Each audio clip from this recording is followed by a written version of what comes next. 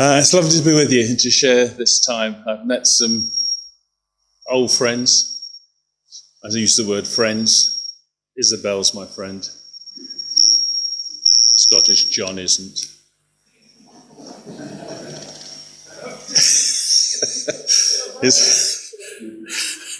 It's lovely to be here just to share some time with you. We're going to be looking for a few moments in an Old Testament book. I don't know if you watch TV programs, you know what I mean? When I was a boy, there was a program called Four Feather Falls. Of course, some of you are really ancient if you remember that. Do you remember them? And everyone, it started and he always won and his guns were magic, do you remember? And it would end. And then there are some films like The Lion, the Witch and the Wardrobe. It starts and it finishes, yes? And then there's those things that we call soaps. And then you know what happens, you go through it all, and if it's an Australian one, then Dino is talking to Robbo, and they're having a fight on the cliff-o. Everything ends in O, doesn't it? And they get to the edge, and Robbo says to Dino, "You keep away from her." How am I doing for accents? Terrible. You get away from her, and then Robbo swings and Dino decks him and is right on the edge of the cliff. And then and if you want to buy a new car, buy it the motorway. And you sort of think, no! And then the music starts and you know you've got to wait another day or another week for the next part, you know, and you're sitting there thinking, did he fall off the edge of the cliff? Do you know what I mean? Did he fall off it? And I hate incidents, stories that aren't complete. Do you know what I mean? And the Bible is full of them. The Bible is full of stories that are not complete. They seem to leave us somewhere, but not at the end of the story. You've heard the story of the prodigal son. Rubbish title, by the way, because it's not in your Bible. But the lost son is what it is. You know the story? Yes, and that is a story because it's a parable. And he comes home and his dad receives him and there's rejoicing and joy and everything else. And then they go in and the elder brother refuses to come in and dad goes out to meet him and talks with him and says to him, you know, come in. And he says, no, he's getting everything. And dad says, my son was lost and is found. Come and join in the celebration. And you know what? We don't know what happens. The story hasn't got an end. And we're left wondering. And then there's the lady in the temple who's got those 2 small copper coins. And she goes up to the treasury and she puts her 2 coins in. And Jesus says to his friends, you all, come over here. Come on, you lot. And they all gather around Jesus. And he says, you see this lady? Everybody else is giving out of their plenty, out of their abundance. But she has given everything she has. And I think to myself, that can't be the end of the story. I can't imagine Jesus saying, she's got nothing in the pantry, she's got nothing in the fridge, she's got nothing at home, she's given the last of her money, let's watch her go home and starve. Doesn't make sense. I wonder what happened. My mind says, surely Jesus did something about that, but we just don't know. There's the breakup of Paul and Barnabas, 2 guys, Christian guys, working together. And it's never clear whether they are reconciled. There's Barabbas. What happened to him? 1 minute he's in a cell, the keys jingle, in comes the soldiers. He says, this is it. I'm about to get nailed to a cross. And we hear nothing more. The church likes to make up stories about what happened to him, but we just don't know. We're left with stories half told. And it keeps us questioning about what's going to happen. Well, I'm going to tell you a story that's half told, but there's also another story, another incident that's half told before I get down to it. And I just want to introduce you to Sarah. I want to call her Sarah, but she can't spell properly. Sarah is from the church where I used to be. She is amazing. You're out here, Sarah. Can we use this mic here? Yeah, thank you. And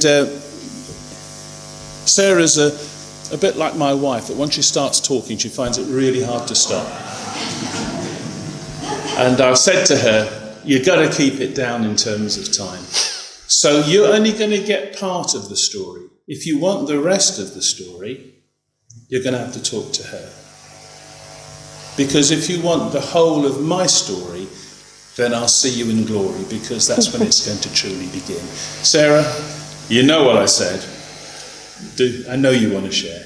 So just tell us part of the story on this Mother's Day. So wishing everyone a happy Mother's Day. Mothers, fathers, grandparents, anybody that takes on this noble task.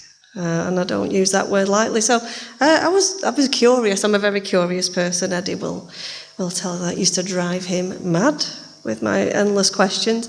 Mother, the word mother in the Bible only occurs about 350 times, as opposed to father, it's about 4,000. I sort of feel like unimportant, but I want to change your mind on that if I can.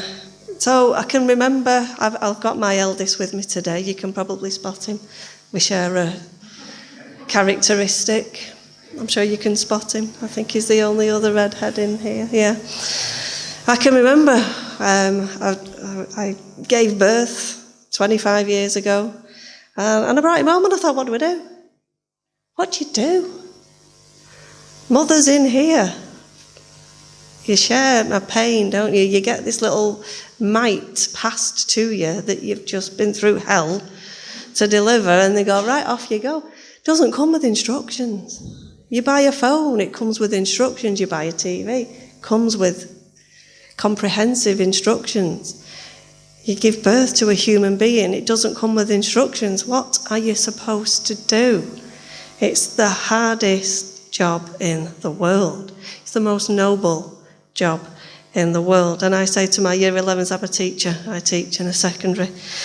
And when they have careers guidance, I often like to be a bit cheeky. So, anybody say they wanted to be full-time mother?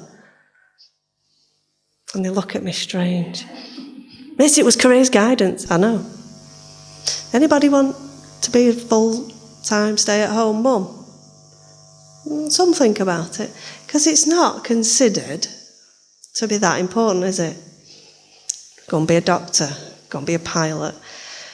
Go and be a lawyer. Go and be a teacher. But what about being a mum? You know, if we were to put a job description up for a mum, you wouldn't apply for it, would you? It breaks just about every employment law that's ever been written. Why would you do it? Well, because it's a noble calling. Okay, and it's not just something that you do to that child. And I just want to share something of my experience. I have two boys. I have a 25-year-old and my 21-year-old isn't with us today. He's at home. And easy? No, it's not easy, but you do your best, don't you? And I was wondering what the dictionary definition is of a mother. Then there's loads, but I'll just give you this. It says to treat someone with kindness and affection. Try to protect that person from danger or difficulty. I can do that. I can do that. If there's any parents in here of youngsters who have not yet given their child back to God, can I give you some advice first of all? Give them to God. You can't do it on your own. You cannot raise children on your own. Give them to God. Okay, my Sam, who's here, he was 8 years old when that hit me like a sledgehammer. It stopped me in my tracks. I thought, I can't do this. This is massive. This is a huge undertaking. I felt completely overwhelmed and I thought, God, I'm going to have to give you my kids. I can't do this. You're going to have to raise my kids with me. I can't tell you what a relief that is, to know that God shares your burden. God is going to guide you and lead you and fix your mistakes when you make them, because you'll make loads. So my first piece of advice is give your kids to God, and it doesn't matter whether they're 35 or whether they're 3.5. If you haven't given your kids to God, do so, because it will lower your blood pressure and you may live a little bit longer, because it's very, very stressful. Give them to God. They're not yours, they're God's. And we have a really, really important privileged task to raise these as He wants us to. So you've got to give them to Him. But it's an easy role to love them. It's easy to love them. The babies, all comfy, and the baby grows with the little dummies and the sound asleep. Of course you love them. Easy to love. Easy to love when they come running up to you with their arms, reaching up, big beaming smile on their face, and they've drawn you a picture at school and nursery, and they've just come handing round little trinkets and Mother's Day. We love them. Easy to be kind to them, isn't it? When they're little, and they show you kindness, and you show them kindness. You're supposed to care for them. Well, that's easy. You have to be a first aider as well. As a mother, you have to know some elements of patching them up, fixing them up, and comforting them. When the chicken pox break out, you get the calamine lotion out, you comfort. That's easy. We can do that. That's automatic. They're not well, put your arm around them, give them a cuddle. That's easy. Discipline, I find that easy. Not say too much about that. But I have had it said about me, they're going to put a certain proverb on my tombstone, which is spare the rod, spoil the child. I do quite like that one. Discipline, though, it's really important. It's easy to discipline. Yeah, and there's another tip for anyone with young children or grandchildren. If you cannot win a battle of wills with a 2-year-old, you're not going to win a battle of wills with a 16-year-old. Just be fair, can do that, tick. Protect them, can do that, absolutely. Supposed to protect them, can do that. Cheer them on. Cheer them on. What about when they get the swimming badge, they get the gymnastics badge, they've learned how to play a chord on a ukulele, they can get a note out of a recorder, cheer them on, they've got the first reading book. Isn't it easy? Isn't it a privilege? It's quite easy, this motherhood. Quite easy. What do you do when they become teenagers?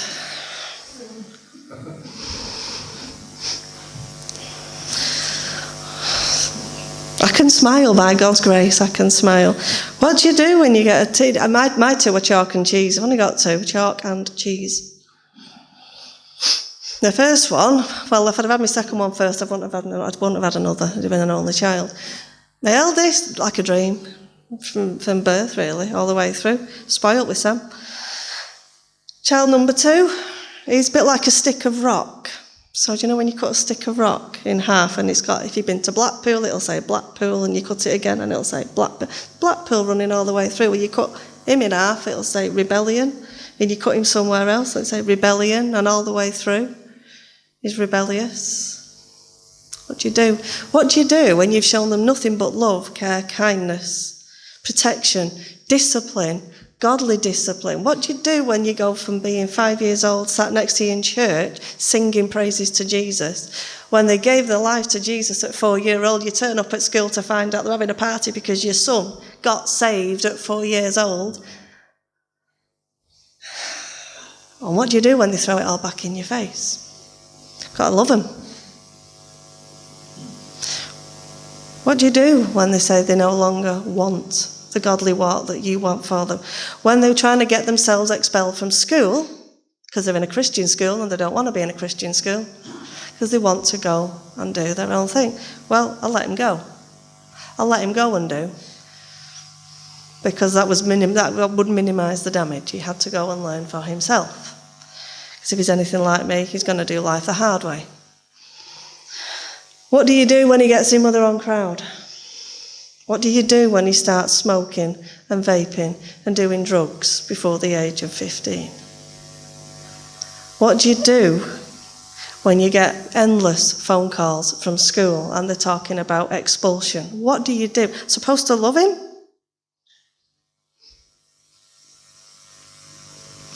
What do you do when he's coming home drunk, when you're driving the streets at night in the car and it's dark and you know he'll be drunk somewhere? And I hope he's not got into a fight, and I hope he's not been stabbed, and I hope he's... What do? You got to pick him up and love him, or pick him up and strangle him. That's what I want to do. Discipline. What do you do when they bring drugs into the house and they lie to you? What do you do when they steal from you? What do you do when all you want to do is to not be anywhere near that person that you gave life to? You patched their wounds up, you spent 2 nights in hospital with, having their appendix removed, when they used to think of their love for Jesus. And what do you do when they throw it all in your face? You want to murder them. I didn't want to live in the same house. Fortunately, my eldest had just gone to university. He missed all this, and I'm so glad. I'm so glad. What happens when you don't like your own child anymore?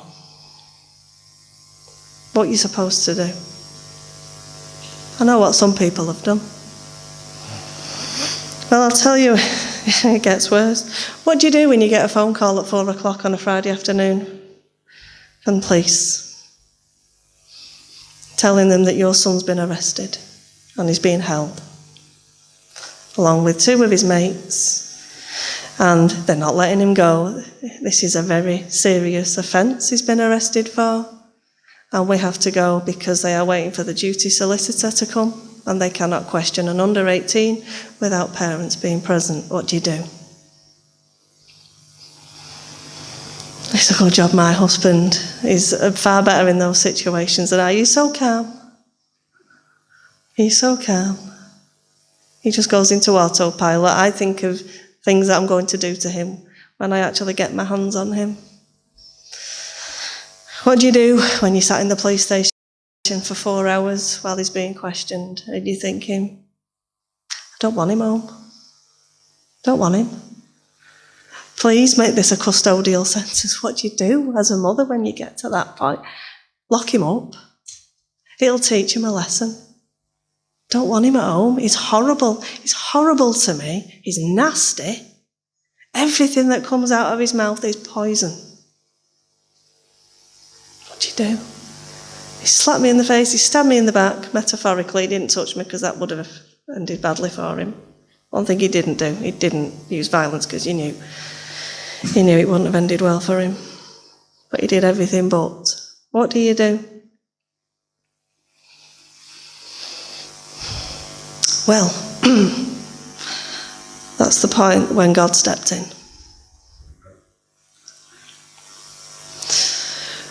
Biggest learning curve I've been on as a parent. You learn as a parent. You learn by your mistake. You learn how to parent as you go along. But that was the steepest learning curve I've had in my life. And God cut the legs from under me. God, he deals very real with me because I'm a very blunt black and white person, and that's how God deals with me. He doesn't sit me down and put his arm round me. He takes me legs from under me to get me attention, and that's what he did. And God said to me this afternoon, it was February half term, and he says to me, who do you think you are? Who do you think you are? And he showed me in an instant that everything my son was doing to me, I had done to God. I was rebellious. I was an enemy of God. And he said, did I reject you? Did I reject you? Did I ever say no to you? Did I ever say you've gone too far and you're not coming back? Well, how dare you say that to your own son? And in that instant, my heart, he broke me. Absolutely broke me on the spot. How could I? How can I expect God to forgive me of all my sin that we've just been singing about this morning? I'll never know how much it cost. I won't till I get to glory. Not the full picture. How can I? How? And he broke me. And the next conversation I had with my son, I told him I loved him. And I know what he'd done was wrong.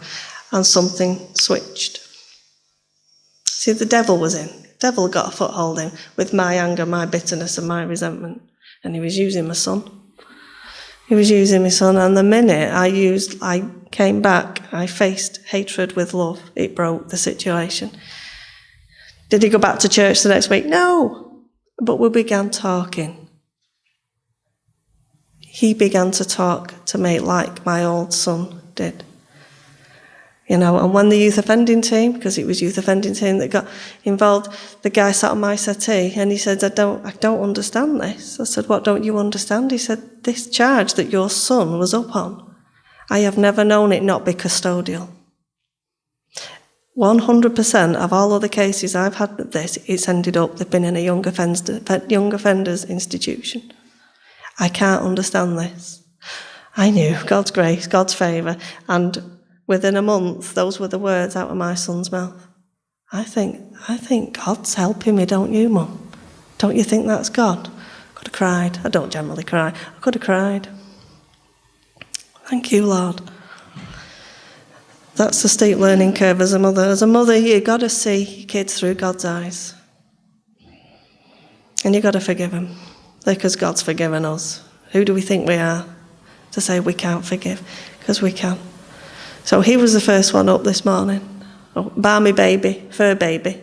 First kiss I got this morning was off Millie, my 2-year-old German shepherd. She was the first up to give her mum a Mother's Day kiss. 5 o'clock this morning. But my youngest son, he was first up this morning. All 6 foot of him, big gangly arms around me. Happy birthday, Mum. Has it been easy? No. Is he there yet? No. Do we have conversations about God? Loads of them. Is he walking with God? No. I pray. Final piece of advice, you've got to be a praying mother if you are not praying for your kids. There's going to be other influences on them. There's too many dark influences in this world. You've got to be a praying mother. The wheels will fall off. They will fall off at some point. But God will be there. God will be there to put the wheels back on. See your kids through God's eyes. See your kids as God sees you. And happy Mother's Day. Thank you. I want to read God's word to us. I hope it's coming up on the screen, and it's Hosea chapter 1, verses 1 through 9. Yay. Is it up there? The word of the Lord that came to Hosea, son of Beeri, during the reign of Uzziah, Jotham, Ahaz, and Hezekiah, kings of Judah, and during the reign of Jeroboam, son of Joash, king of Israel. Aren't you glad I'm reading this and not you? When the Lord began to speak through Hosea, the Lord said to him, go, marry a promiscuous woman and have children with her, for like an adulterous wife, this land is guilty of unfaithfulness to the Lord. So he married Gomer, daughter of Diblaim, and she conceived and bore him a son. And the Lord said to Hosea, call him Jezreel, because I will soon punish the house of Jehu for the massacre at Jezreel, and I will put an end to the kingdom of Israel. In that day I will break Israel's bow in the valley of Jezreel. And Gomer conceived again and gave birth to a daughter. And the Lord said to Hosea, call her Lo Ruhamah, which means not loved, for I will no longer show love to Israel, that I should at all forgive them. Yet I will show love to Judah and will save them, not by bow or sword or battle, or by horses or horsemen, but I, the Lord their God, will save them. And after she had weaned Lo Ruhamah, Gomer had another son. And the Lord said, I will call him Lo Ami, which means not my people. For you are not my people, and I am not your God. 3 children, Jezreel, Lo Ruhamah, and Lo Ami. Can you imagine going to school? Do you remember your friends from school? There was Barry, there was Arthur, there was Anita. Can you imagine the register being read and someone saying, Adrian, yes, sir. Barry, yes, sir. Disaster, because that's what Jezreel means. Yes, sir. Forsaken. Yes, sir. Not mine. Can you imagine the teacher would be saying, what on earth was the parents thinking when those kids came along? Now, normally you go through a sermon and it's ABC, but to make it easier for us today, I'm going CBA. 3 points today: the chapel and the burden of love, the brothel and the depth of love, and the auction room, the cost of love. This guy Hosea, as we look at the chapel, this guy Hosea was a prophet.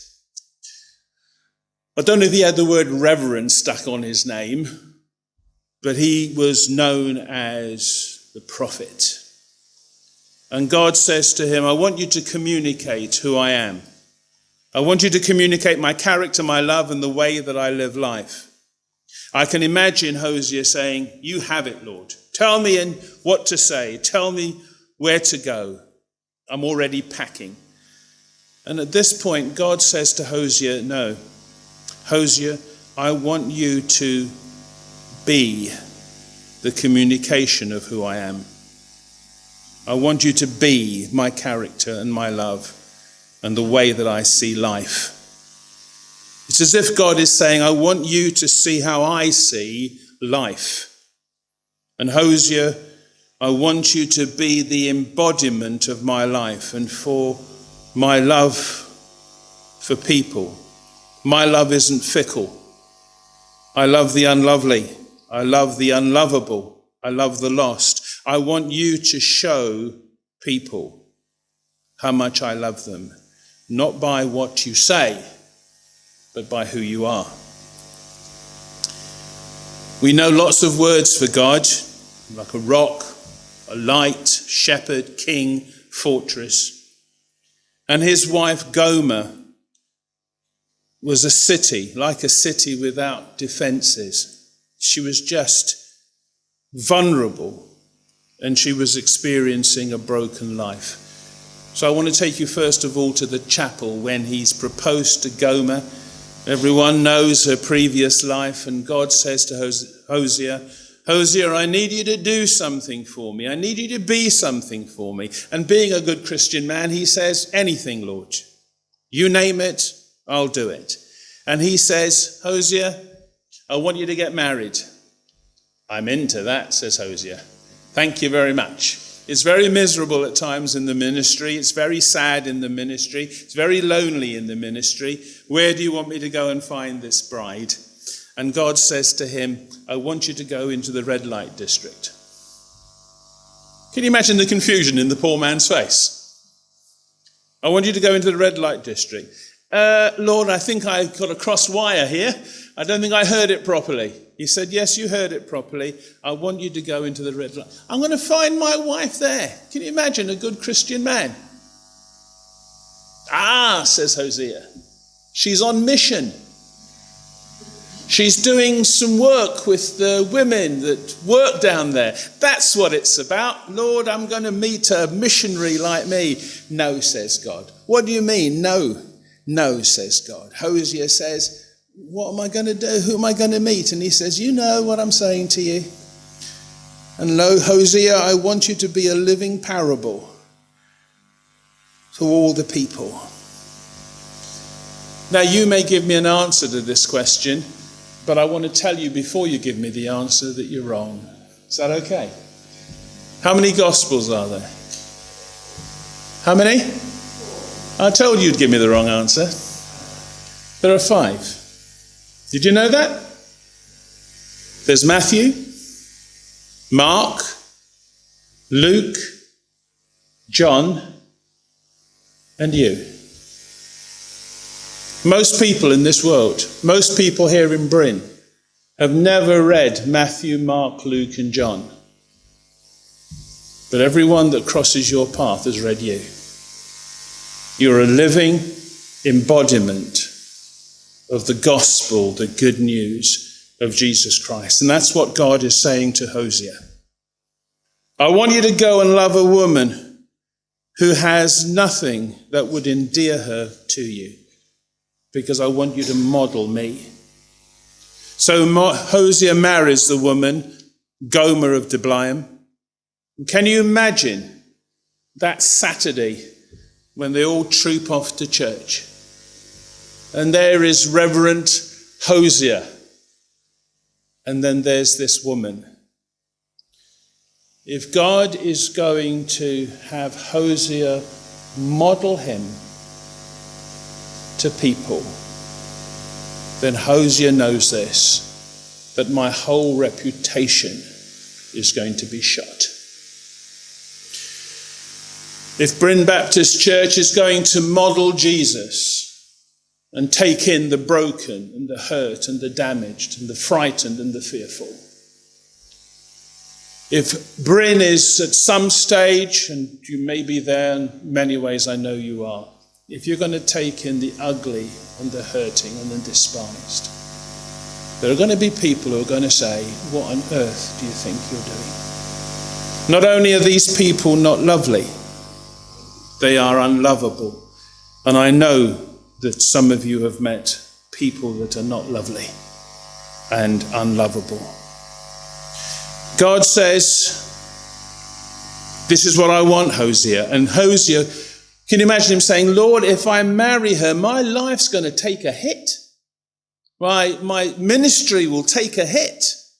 My reputation will take a hit. And God says, Hosea, I want you to model sacrificial love. I want your life to show the people how much I love in the midst of their ruined lives. I don't want you to tell my story, says God. I do not want you to tell my story. I want you to be my story. Did you hear it? Don't want you to tell it. I want you to be it. I want you to live it. I want you to express my story. C.S. Lewis wrote this. He says, love anything and your heart will be wrung and probably broken. If you want to make sure of keeping your heart intact, lock it up. Don't give your heart to anyone. Lock it up safe in a casket or a coffin of your selfishness. But in the casket it will change. It will not be broken. It will become unbreakable, impenetrable, irredeemable. They had 3 children. Jezreel, disaster. Lo-Ruhamah. And the last one, Lo-Ami, which means not mine. And the indications are that even in that marriage, she wasn't faithful. You see, to love Wigan and to love Bryn and to love the next door neighbour means to be vulnerable. It means sacrificial love. Hosea, either you do this or they are lost. It's either you or them. Love means the loss of freedom. Have you ever talking about children on Mother's Day, have you ever come across a book, very frightening book? It's called The Sky's Falling In, or The Sky's Falling Down. Have you come across it? I'll tell you the person's name, the hero. His name is Chicken Licking. Is that making sense yet? You know the book? It is the most awful book that's ever been written. I want you to imagine there's me. We've got 4 children, and you go into bedroom number 1, and you tell the story of Chicken Licking and Turkey Lurkey and Foxy Loxy. Any more? Ducky Lucky. Yes? Henny Penny. You go through this whole long story. And then you go to child number 2, and you tell it again, year after year. And then the 3rd child and the 4th child. And I did this. If you're very quick, you can get 2 pages and flick them over. Yeah? And you've got a child sitting in your lap and you go. And then Henny Penny says, and they get their finger and they go, because they know the book and they want to hear it again. Love means you lose your freedom. The prodigal father lost his freedom. This marriage was going to be scandalous. The prodigal father and the son that left him, it was a scandal. The lost sheep going after one and leaving 99 behind is crazy. To love means to be crazy. How could Hosea love someone like Gomer? Then I realized it all, that someone says, I've got nothing to offer. I'm bankrupt. I'm the one who is unlovely. If I can't love who God can love, then I'm the ugly one here. I'm the Gomer of the Bliam, and I've received sacrificial love. Do you realize that Jesus put his reputation on the line when he set his love upon you? I became a Christian at 17. At 19, I'd had enough. Not because Jesus wasn't faithful, he was. But because his name was linked with mine and my life was an absolute mess, even after I became a Christian. And I remember sitting on the bed and talking to God and saying, this is the last time I'll talk with you. Last is just literal. I'm not talking to you again. Not because you're not faithful, not because you're not lovely, but because my name just brings your name down. I'm going to read my Bible for the last time. Stuck my finger in the Bible. I don't recommend it.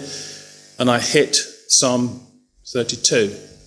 Blessed is the man whose sins are forgiven, to whom God imputes no sin. And I knew that he still loved me. I was 19 then, I'm not 19 now. Look at Jesus. His reputation was shot because he ate with tax collectors and sinners. You see Jesus with the woman who washed his feet with her tears and poured ointment on him. And they say, if this man were a prophet, he would know what kind of woman this is. His reputation is shot. That's how much it costs to love. And that's how much it cost Jesus to love me. Chapter 2, the marriage, I don't know how long they've been married for, we're not told, but Gomer leaves. And in verse 5, she goes back to her own life. And in verse 5, it says, I will go after my lovers, who will give me food and my water, and my wool and my linen, and my olive oil and my drink. And then verse 14 says, as Gomer sees her, and he says, look, I want to win her back. Therefore, behold, I will allure her and bring her into the wilderness and speak tenderly to her. See, he is committed to loving her even when she runs away and goes back to where she was. He still loves her. He still cares. That's how God is for us. We can't outrun God. Did you know that? Isn't it wonderful? He loves her still. And he says, I will allure her. No, I'm not going to do my alluring. I did some alluring at the hospice where I worked. This is me being alluring. Is it working? One of the patients said to me, are you ill? Are you ill? Alluring. He wanted to woo her again. He wanted to go on dates with her again. She says no. But this man keeps going. She said, I will go after my lovers, verse 5, who give me food and water, my wool and my linen, my olive oil and my drink. Have you heard that? She says, this is what my lovers are going to do. And then in verse 8 it says this.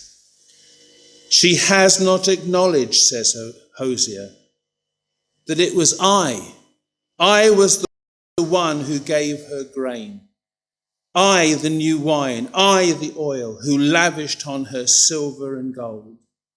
Here is love that will never give up. And I want to say that to each one of us. God's love will never give up on us.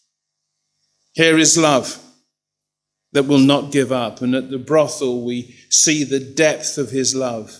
Let us remember that Hosea is a model of the love of God for you and for me. Why would Hosea do all this for Gomer? Because he did not want her to die. Why do you give your offerings week by week?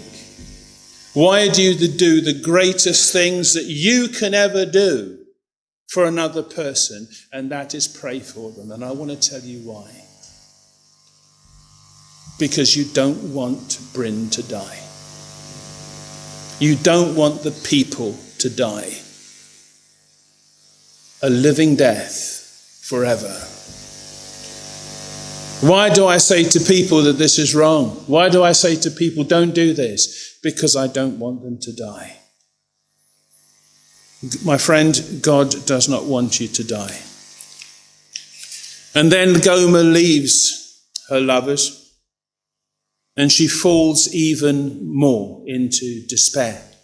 And in Hosea chapter 3 and verses 1, 2 and 3, it says this: the Lord said to me, please listen, I know time is pressing, but we'll get there. Go show your love to your wife again. Though she is loved by another man and is an adulteress, love her as the Lord loves the Israelites. Though they turn to other gods and love the sacred raisin cakes, so I bought her for 15 shekels of silver, and also a homer and a letek of barley. It's a funny sentence, isn't it? 15 shekels. Well, what is 15 shekels in real money in terms of Jewish history times? 15 shekels is the price that you would pay for half a slave. That's how much they thought she was worth. Not even that. And you can imagine the bidding at this auction. There she stands. And someone says, 5 shekels. And Homer says 10. And someone else says 14. And Homer says 15. And someone says, look, I've got a homer of barley worth 15 shekels. I'll give you that and put it together. You've now got 30 shekels. 30, are you ready? Silver pieces. The price of a slave. The price of the human sacrifice, Jesus. I'll give you 30 shekels. Can you beat that? And Homer says this: I'll give you 15 shekels and a homer of barley. And if I sweep out my cart completely, there's about another 70 pounds of barley. I'll give you that. And so she is sold for 30 shekels of silver and the dust off the cart. No, she wasn't. That isn't what Homer paid for her. What he paid for her, are you ready? Was everything he had. He paid everything he had. And do you know how much God paid to get me? Have a guess. Jesus. He gave everything that he had just to get me. It goes further. Jesus gave, listen up, everything that he had to get you. That's how much you're worth. He purchased her. She is safe now. She's not being gawped at by men. She isn't being told that she's rubbish. She's been bought. She's been purchased. And she's been purchased with everything that he had. And I've been purchased, not with silver and gold or any such thing, but I have been purchased by the precious blood of Jesus Christ. That's me. I hope that's you as well. Only this love, this kind of love, produces change. Only a love that is prepared to suffer will get through to people. She's bought at this price. And I wonder how she reacted to that. She's taken down 2, maybe 3 steps. She comes into the hands of a husband who she has been totally and utterly disloyal to. Can you imagine? She's saying to herself, I'm safe from all that. But what's going to happen when he gets me home? What's he going to do when he gets me home? Look at what he's had to pay. The furniture's gone, the business is gone, everything's gone because he wanted to purchase me.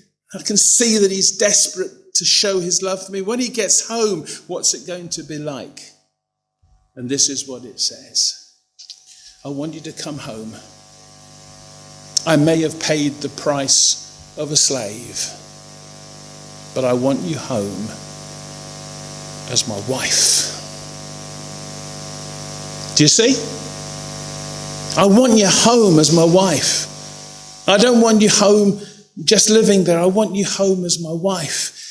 Or we can go to the story that Jesus told, and the boy comes to his senses and he goes to he goes to his father and he says, Father, I'm no longer worthy to be called your son. Make me one of your hired servants. And his father says, no.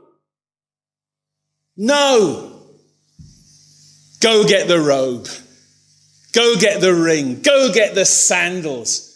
For my son who was lost is now found. My son who is dead is now alive.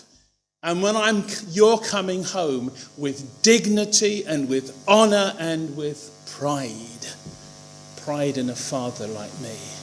And Homer is saying, no, if you come home to me, you're not going to be my chattel. You're not going to be my rubbish. You're not going to be my cleaner. The only way you can come home is fully as my wife.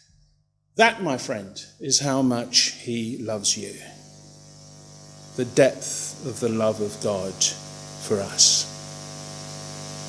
So I want to say this to you that don't know Jesus. You can leave the building today unsaved, but you can't leave this building unloved. God has set his love on you. Thanks for watching all. I hope you enjoyed the video. If so, consider subscribing so that you'll be notified when we add new videos. Thank you. God bless. Take care. Bye.